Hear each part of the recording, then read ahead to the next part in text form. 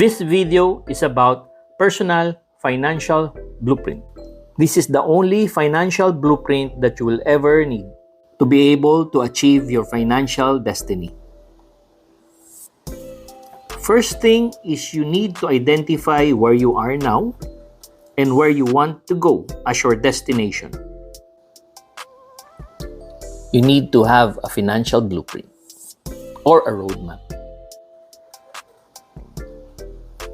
I call it Code Fires.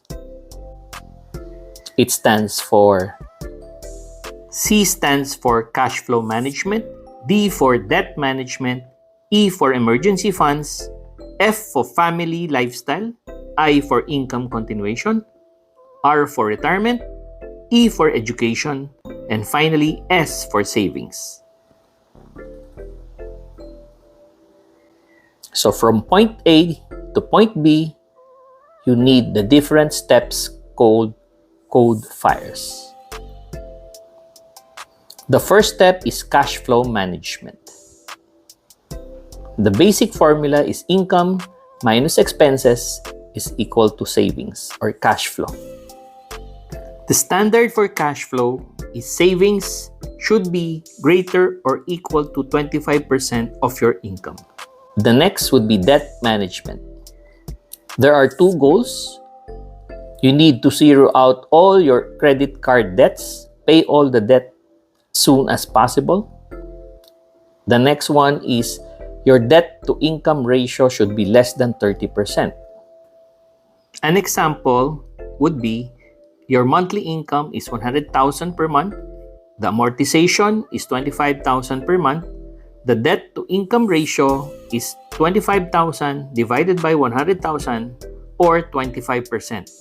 Because 25% is less than the 30% debt to income ratio, then you are good.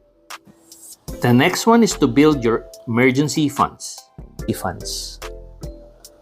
The reason for this is you need to have contingencies from emergencies like laid off from work emergencies, health emergencies, pandemic, calamities, and others. The standard for this is the emergency fund should be 6 times the monthly expenses. A basic example would be expenses of 50,000 per month. Therefore, your emergency funds should be 6 times 50,000 or 300,000. Now, you're ready to start with risk management. Risk management starts with family lifestyle protection. You need this to sustain your family's lifestyle in case the breadwinner expires. Another example would be if you are single and you are not supporting anybody, you might need this to be able to planning to take a big loan. Example, if you're going to take a housing loan or a condo loan, you would need this. Can be used as your MRI. The standard for family income protection is 10 times the annual income. This is the basic example.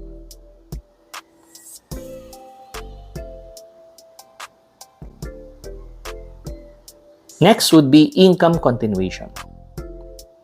You will need this for situation wherein there's a possible loss of income due to prolonged sickness to sustain self and family during prolonged sickness. The standard for this is income continuation is 5 times the annual income. This is an example of that.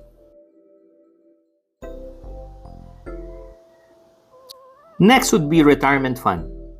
You will need this to build your pension fund to sustain you during retirement phase of your life so that you can retire comfortably with dignity and you have choices to do what you love.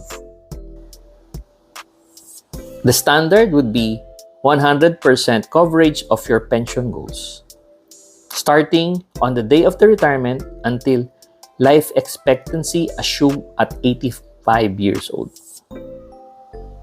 Next would be education funding.